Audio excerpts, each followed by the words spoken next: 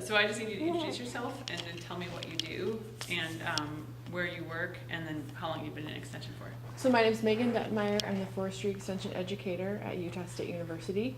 I work in Logan, Utah. I represent the entire state of Utah. And I work with Darren McAvoy and Mike Coons.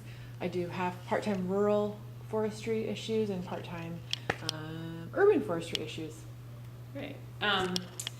So let's see, are you an extension specialist kind of, or would you say I'm an extension educator. Educator. Yeah, okay. so I'm a non-tenure track, kind of behind the scenes. I do a lot of stuff behind the scenes. Okay. So I guess my first thing is, so you're newer to extension. Yes, so I've been with extension since 2014. 2014, so Mm-hmm. 4 years. Mm-hmm. So what, has there been any advice that anyone's given you that's been really kind of stuck in your mind and helped you? Not really. I've kind of learned as I've gone, and I think my advice to people that are just starting out in extension is find your niche, try not to do too many things, and do the couple things that you do really well. So for me, that's been a really important thing that sort of guided my work at extension. Remembering that you can't do it all, that there's no point in trying to work harder. We need to work smarter. And I think there's already really great programming happening in extension. So capitalizing on those relationships, those partnerships, and learning about what other people are doing so that we're not recreating the wheel every time we have a great idea. Because chances are, if you have a great idea, somebody else is probably doing it. So why replicate it? Why not just partner, make it better, and grow it? Okay. That's kind of what I like to think about.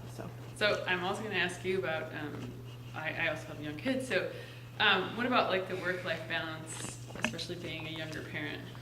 It's really hard, but I'm lucky and fortunate that I have supervisors that understand that, I need to go home at 5 o'clock every day. And I haven't always been full-time extension, so I've balanced that with 3/4 time when I've needed to and felt like that's an important thing for me to do. And so right now I'm full-time, and that's really hard. It's really hard.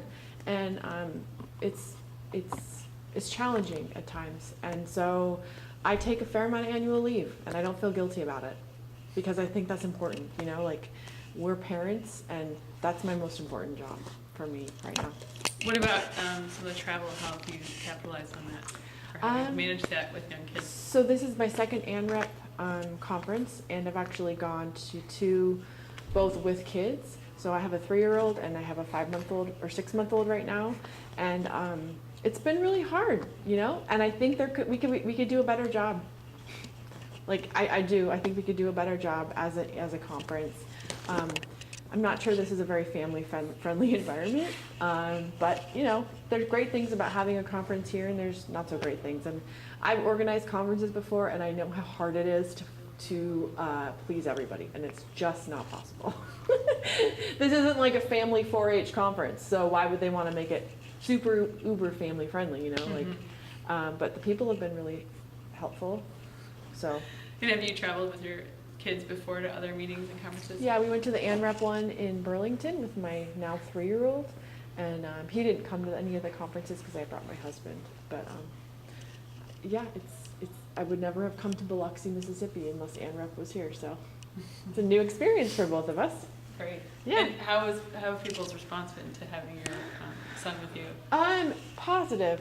Yeah, everybody's been really helpful, and it is what you make it. I've done my best to capitalize on all of the experiences that have been offered to me, and I think I've done a pretty good job. But I think that's like kind of how I run my extension programming. Like I make the most of what I have to do. So while I'm actually not an extension forester, I'm actually a wildlife biologist. But I make the most of like the programming that I'm tasked with producing.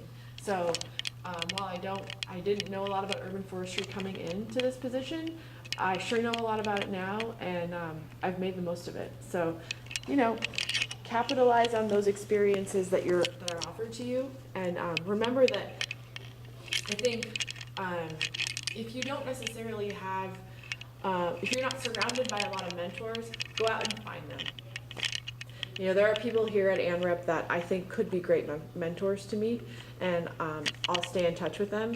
And my supervisors are super busy, so they might not have a lot of time to mentor me, which is like perfectly understandable. And if that's something that I think people find themselves in that situation, and you want to stay with a career like this, then you gotta figure out your niche, and figure out the people that are going to help you get there. And they might be located in Florida and you might be in Washington, but that doesn't mean you can't stay connected to them. So there's a lot of like young professionals that would love to be mentors, you know, and I would love to help somebody I'd love to be a mentor to somebody new in their career. Not like I'm some amazing extension educator, but I certainly could navigate things a little bit better now. And sometimes it takes a couple of years to get your feet under you, you know? Nobody told me a lot of stuff, so I had to figure it out on my own.